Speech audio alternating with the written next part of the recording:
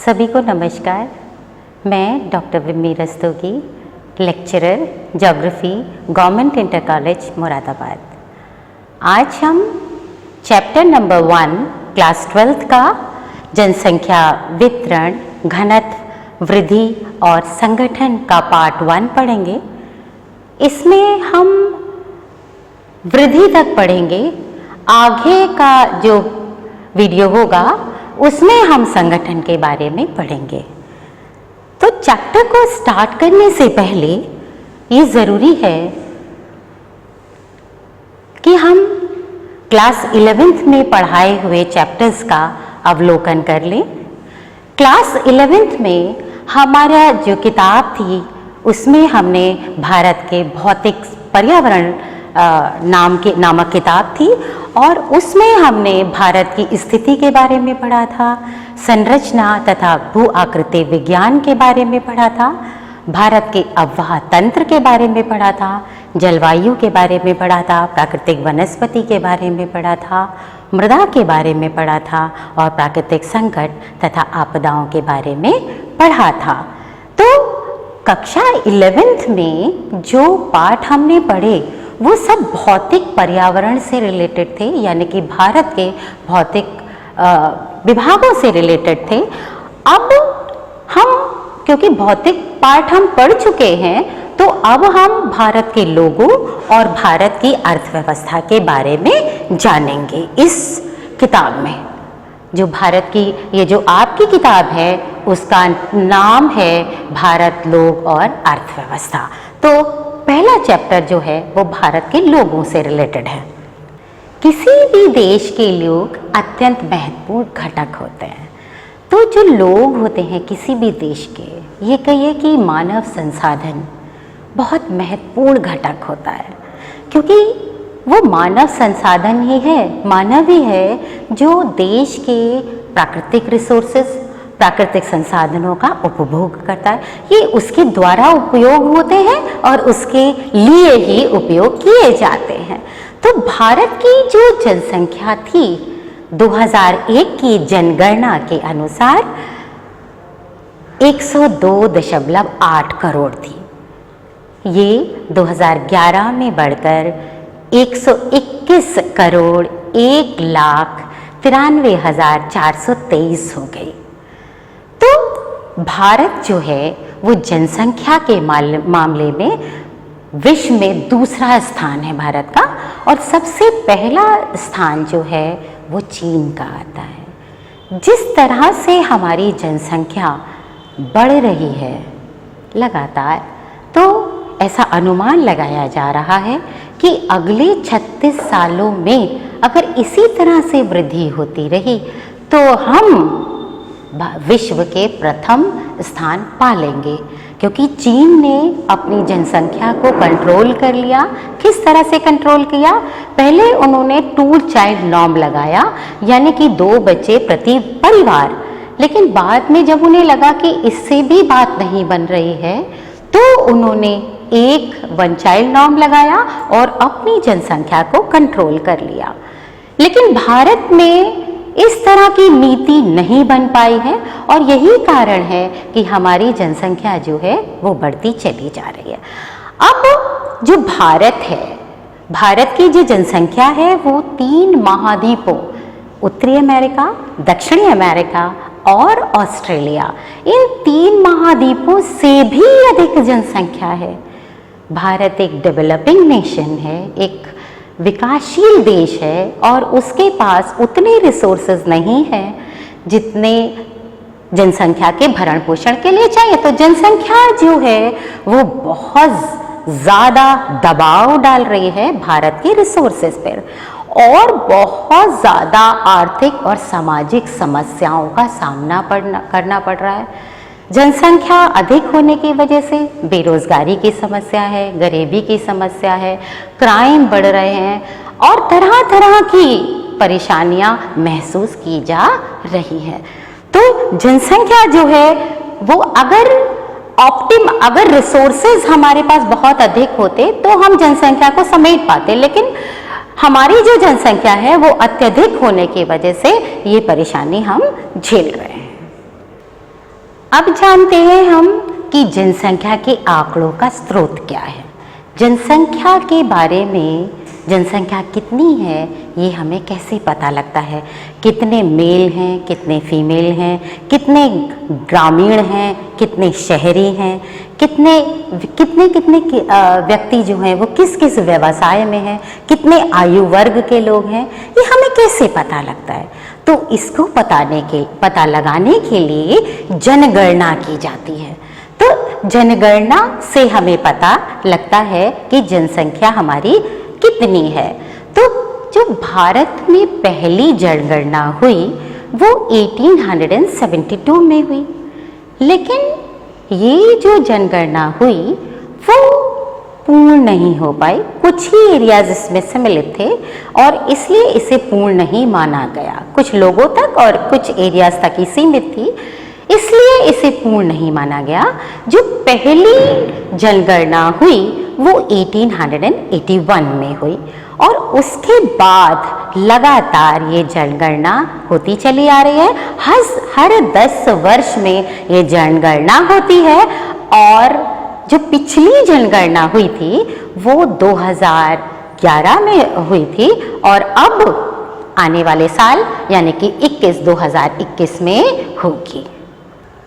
अब हम जनसंख्या के वितरण की बात कर रहे हैं कि जनसंख्या का वितरण कैसा है। तो ये मानचित्र दिया हुआ है, आप देखिए मानचित्र है और इसमें एक बिंदु जो दिखा रही है, कई बिंदु दिए हुए हैं देखिए, और एक बिंदु जो है वो 2000 व्यक्ति दिखा रहा है। एक बिंदु कितना रिप्रेजेंट कर रहा है? 2000 व्यक्तियों को रिप्रेजेंट कर रहा है। ठीक है, तो अगर हम जनसंख्या के वितरण की बात करें तो उत्तर प्रदेश की जनसंख्या सबसे अधिक है। ये उत्तर प्रदेश है हमारा, ये उत्तर प्रदेश है और यहाँ जो जनसंख्या है सबसे अधिक जनसंख्या है, बड़ा क्षेत्र भी है, जनसंख्या भी अच्छी। इसके पश्चात महाराष्ट्र आता है, महाराष्ट्र ये है, और बिहार, पश्चिम बंगाल, ये राज्य आते हैं जहाँ पर जनसंख्या अधिक है। अगर हम बात करें 10 राज्यों की, 10 राज्य ऐसे हैं जो कि 76% जनसंख्या जहाँ निवास कर रही है। कौन कौन से ऐसे राज्य हैं जहाँ पर जनसंख्या अधिक है? तमिलनाडु हो गया, ये तमिलनाडु है, ठीक है। इसके बाद मध्य प्रदेश हो गया, या जो बीच वाला भाग देख रहे हैं ये मध्य प्रदेश है। इसके बाद राजस्थान है, ये राजस्थान है, और इसके बाद कर्नाटक, ये कर्नाटक है, ये वाला एरिया कर्नाटक है। गुजरात आप ये देखिए, ये गुजरात है, और इसके साथ साथ उत्तर प्रदेश की हम बात कर ही चुके हैं, महाराष्ट्र की बात कर चुके हैं, बिहार की बात कर चुके हैं, और पश्चिम बंगाल और आंध्र प्रदेश ये है। तो ये 10 राज्य जो हैं वो 76% जनसंख्या यहाँ पर निवास करती है, यानी कि पूरे देश की 76% जनसंख्या इन 10 राज्यों में निवास करती है। अब कौन कौन से ऐसे राज्य हैं जहाँ पर जनसंख्या बहुत कम पाई जाती है? आइए उन्हें देखें। तो ये है जम्मू कश्मीर, यहाँ पर जो जनसंख्या है वो 1.04% है। अरुणाचल प्रदेश की जनसंख्या 0.84% है और उत्तराखंड की 0.83% है। तो हम बात करते हैं, यहाँ देखते हैं, ये जम्मू कश्मीर है, ये अरुणाचल प्रदेश है, यहाँ आप देखेंगे ये अरुणाचल प्रदेश है, और ये उत्तराखंड है। तो यहाँ की जनसंख्या जो है वो कम है। अब हम बात करते हैं कि कौन कौन से ऐसे कारण हैं जो जनसंख्या के वितरण को प्रभावित करते हैं, क्योंकि हमने देख लिया कि कहीं जनसंख्या कम है और कहीं अधिक है। तो क्या कौन ऐसे कारण हैं जिनकी वजह से जनसंख्या वितरण असमान है? तो सबसे पहला जो कारण हम लेते हैं वो है भूविन्यास। तो आप जानते हैं कि हमारा जो आपने क्लास 11th में पढ़ाई है कि हमारे भारत में पहाड़ भी हैं, मैदान भी हैं, पठार भी हैं, समुद्र तट भी हैं, मरुस्थल भी हैं और आइलैंड्स भी हैं, ठीक है। जो समतल भाग होगा, जनसंख्या अधिक निवास करना वहां पसंद करेगी। मरुस्थल में गर्मी और सर्दी अधिक हो सकती है, ठीक है। और जो पठारी भाग है और जो पहाड़ी भाग है वहां पर अनुकूल एटमॉस्फेयर नहीं होता। मैदानी भाग ऐसा है जो समतल होगा और जनसंख्या वहां निवास करना पसंद करेगी, क्योंकि वहां पर, क्योंकि भारत एक कृषि प्रधान देश है, समतल भूमि में कृषि करना आसान होगा, ठीक है। और भी चीजें जो इंसान के आवागमन से रिलेटेड है वो भी आसान हो जाती हैं। जल की उपलब्धता जो है वो एक दूसरा कारण है। जल जहां होगा, जल तो जीवन है, जहां पर भी जल होगा वहीं पर जनसंख्या अधिक निवास करेगी, क्योंकि जल के बिना जीवन तो है ही नहीं। और हमारा प्राचीन भारत भी आप देखिए, प्राचीन जितनी भी सभ्यताएं हुई पहले, वो सारी सभ्यताएं नदी के आसपास ही हुई। तो वो एरियाज जो नदी के आसपास होते हैं वो ज्यादा जनसंख्या वाले होते हैं। तो प्राचीन हम सभ्यता की बात कर रहे थे, सिंधु घाटी की सभ्यता लेते हैं, बहुत ही समृद्ध सभ्यता हुई। वहाँ पर हड़प्पा और मोहनजोदाड़ो जो सिटीज हैं वो बहुत फेमस रहे। तो अब हम बात करते हैं जलवायु की। तो जलवायु जहाँ अनुकूल होगी, बहुत अधिक तापमान और बहुत अधिक सर्दी, बहुत अधिक गर्मी और बहुत अधिक सर्दी जनसंख्या के वितरण को डिस्करेज करता है। यानी कि जनसंख्या वहां निवास करना पसंद करती है जहां पर जलवायु अनुकूल हो, ना बहुत ज्यादा गर्मी हो और ना बहुत ज्यादा सर्दी। अब आ जाते हैं हम परिवहन तंत्र पे। आवागमन के साधन, जो आवागमन के साधन हैं वो भी एक इम्पॉर्टेंट रोल प्ले करते हैं। तो पहाड़ी भागों में जनसंख्या इसलिए कम रहती है क्योंकि आवागमन के साधन में कमी होती है। जहां पर भी आवागमन के साधन होंगे, जल के थ्रू, स्थल के थ्रू या रेलवेज जहां पर भी होंगी, वायु के थ्रू, वहां पर जनसंख्या अधिक निवास करना पसंद करेगी। खनिजों की उपलब्धता एक इम्पॉर्टेंट फैक्टर है, क्योंकि औद्योगिकरण के युग में खनिज समृद्ध क्षेत्र जो हैं वो एक इम्पोर्टेंस रखते हैं, क्योंकि खनिजों बिना उद्योग धंधे की स्थापना नहीं हो सकती। बहुत कम ऐसे उद्योग धंधे हैं जो सिर्फ एग्रीकल्चर पर रिलेटेड हैं। ज्यादातर उद्योग धंधे खनिज पदार्थों से रिलेटेड है। इसलिए जनसंख्या अधिक निवास करना वहां पसंद करती है जहां खनिज की उपलब्धता हो, जहां औद्योगिकरण हुआ हो। नगरीकरण एक इम्पॉर्टेंट फैक्टर है। नगर जो है इंसान को अपनी ओर खींच रहे हैं, क्योंकि रोजगार के साधन वहां उपलब्ध हैं, साफ सफाई स्वच्छता वहां पाई जाती है। गांव में भी अभी बहुत सारी चीजें हो रही हैं, लेकिन फिर भी नगर की ओर, गांव से नगर की ओर पलायन किया जा रहा है। बेहतर शिक्षा, ये सारे फैक्टर्स हैं जो जनसंख्या को नगर की ओर अग्रसर कर रहे हैं। रोजगार की उपलब्धता तो मैंने बात कर ही ली है आपसे।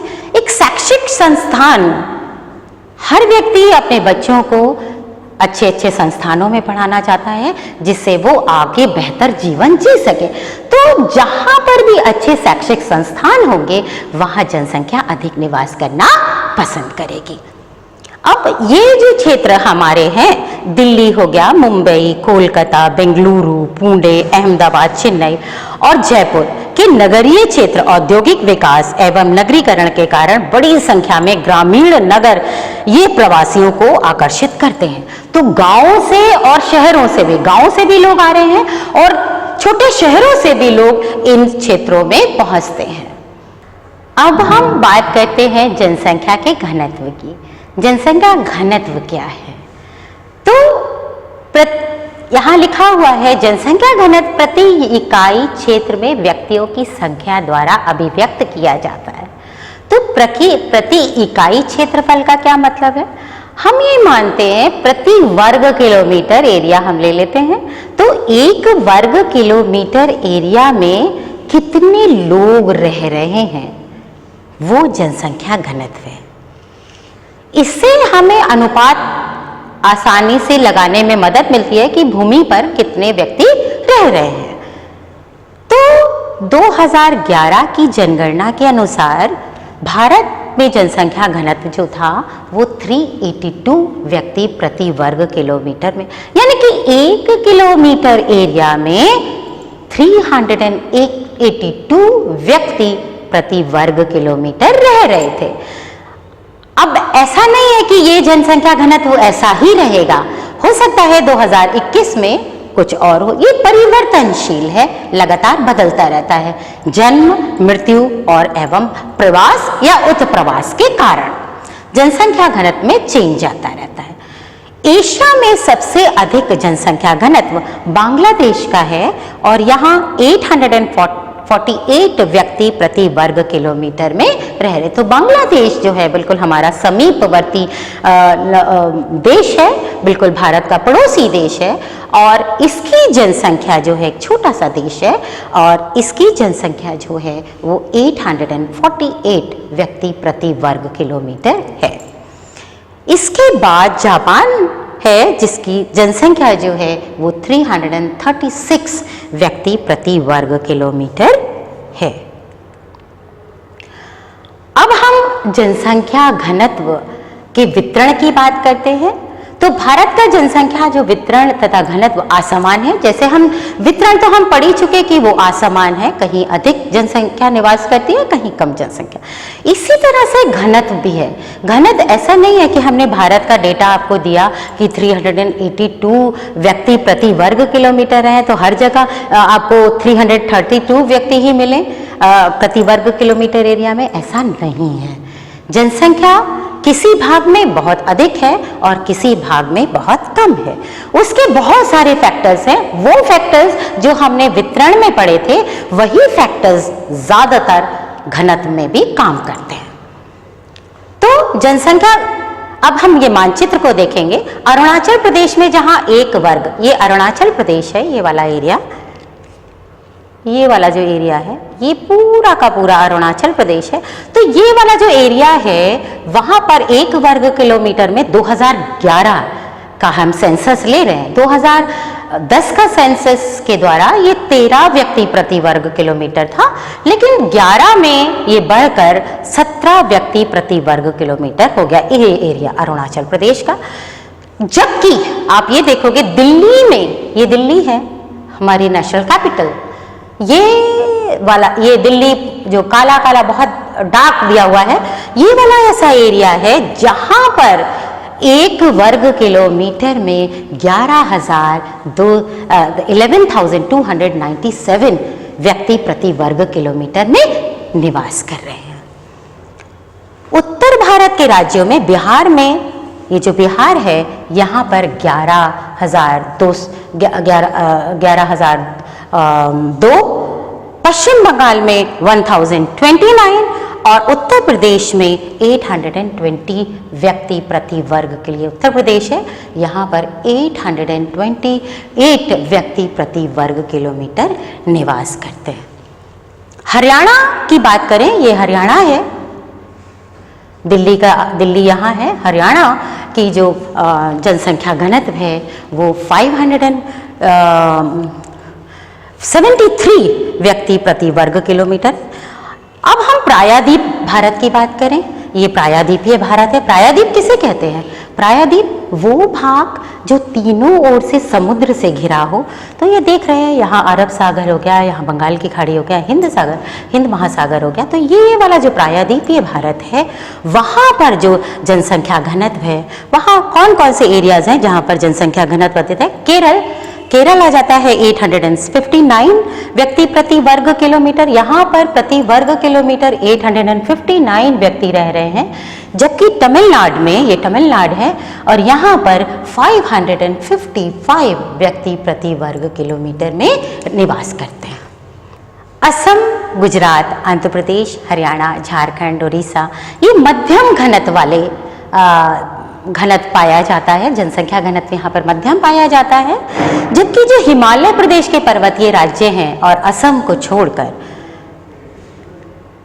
ये वाला जो एरिया है ये निम्न घनत्व वाला है। अगर असम को छोड़ दें, ये बीच वाला भाग को छोड़ दें, तो ये जो पूरा का पूरा एरिया है, त्रिपुरा, मिजोरम, नागालैंड, मणिपुर, और मेघालय, अरुणाचल प्रदेश, ये सारे एरिया जो हैं निम्न घनत्व वाले हैं।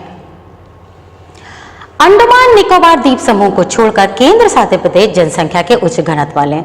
अब जितने भी केंद्र शासित प्रदेश हैं वो सब उच्च घनत्व वाले हैं। अगर हम अंडमान निकोबार, ये अंडमान निकोबार द्वीप समूह है, अगर हम इसको छोड़ दें तो जितने भी केंद्र शासित प्रदेश हैं वो सब उच्चतम घनत्व वाले हैं।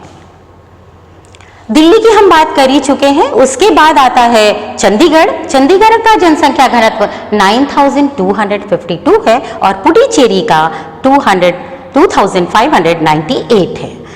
इसकी हम बात कर ही चुके हैं कि बिहार सबसे अधिक जनसंख्या घनत्व वाला राज्य है, जिसकी जनसंख्या 1102 है। और इसके बाद आ जाता है पश्चिम बंगाल। अब हम जनसंख्या वृद्धि को समझते हैं कि जनसंख्या वृद्धि है क्या। तो दो समय बिंदु के बीच किसी क्षेत्र विशेष में रहने वाले लोगों की संख्या में परिवर्तन जब आता है तो हम कहते हैं जनसंख्या वृद्धि हुई। ये ऋणात्मक भी हो सकती है और धनात्मक भी हो सकती है, नेगेटिव भी हो सकती है और ये पॉजिटिव भी हो सकती है। तो जनसंख्या वृद्धि जो है वो हमेशा प्रतिशत में आंकी जाती है। तो जनसंख्या वृद्धि के दो घटक हैं। एक होता है नेचुरल, वो जन्म और मृत्यु पर डिसाइड होता है, जन्म दर और मृत्यु दर से डिसाइड होता है। और दूसरा है अभिप्रेरित। अभिप्रेरित का मतलब क्या है? कितने लोग देश में आए या क्षेत्र में आए और कितने लोग क्षेत्र से बाहर गए, उसे हम अभिप्रेरित कहते हैं। ठीक है। प्राकृतिक जनसंख्या वृद्धि जन्म दर और मृत्यु दर से निर्धारित होती है, जबकि अभिप्रेरित जनसंख्या वृद्धि लोगों के अंतर्वृत्ति एवं बाह्य वृत्ति से निर्धारित होती है। तो भारत की जनसंख्या की वार्षिक दर जो है वो 1.64% है। अब हम पढ़ रहे हैं जनसंख्या वृद्धि की प्रवृत्तियां। जनसंख्या वृद्धि की प्रवृत्तियों के बारे में पढ़ रहे हैं विगत एक शताब्दी से जनसंख्या में क्या क्या परिवर्तन आए, किस तरह से जनसंख्या हमारे यहाँ कौन कौन सी प्रवृत्तियां हैं एक शताब्दी में, उसके बारे में हम पढ़ेंगे। तो विगत एक शताब्दी में भारत की जनसंख्या की वृद्धि वार्षिक जन्म दर और मृत्यु दर दोनों से डिसाइड हुई, प्लस प्रवास की दर के कारण हुई। इस अवधि की वृद्धि को हम 4 स्टेजेस में समझते हैं। 4 स्टेजेस हैं, उसको समझते हैं। पहली जो स्टेज है वो है लगभग स्थिर वृद्धि की अवधि। स्थिर वृद्धि रही, बल्कि ऋणात्मक भी रही, नेगेटिव भी रही। ये क्यों रही? उच्च जन्म दर भी थी और उच्च मृत्यु दर भी थी। क्यों? ऐसा क्या कारण था? क्योंकि स्वास्थ्य की सुविधाएं बहुत ही निम्न थी, चिकित्सा सेवाएं नहीं थी, अधिकतर लोगों को निरक्षर थे, लोगों को भोजन के तथा अन्य आधारभूत आवश्यकताओं का अपर्याप्त वितरण था। तो ये कारण थे जिसकी वजह से हमारी जो जनसंख्या थी वो लगभग स्थिर रही। अब आ जाते हैं सेकेंड स्टेज पर, सामान्य वृद्धि की अवधि जो 1921 से लेकर 1951 तक। अब देश में जो स्वास्थ्य और स्वच्छता के व्यापक सुधार होने के कारण मृत्यु दर नीचे चली गई। अब क्या हुआ? स्वास्थ्य में सुधार हुआ, चिकित्सा सुविधाएं उपलब्ध होने लगी, तो धीरे धीरे जो मृत्यु दर है वो कम हो गई। लेकिन जनसंख्या जो जन्म दर था वो वैसे ही बना रहा। इस कारण जनसंख्या वृद्धि हुई। ठीक है। बेहतर परिवहन सुविधाएं और संचार जो है वो अच्छा हो गया। तो ये कारण थे जिससे सामान्य वृद्धि हुई। अब हम आ जाते हैं थर्ड स्टेज पर, जिसे हम कहते हैं विस्फोटक वृद्धि की अवधि। ये कौन सी अवधि है? 1951 से लेकर 1981 तक। 1947 में भारत स्वतंत्र हुआ। धीरे धीरे हम जो है संविधान लागू हुआ।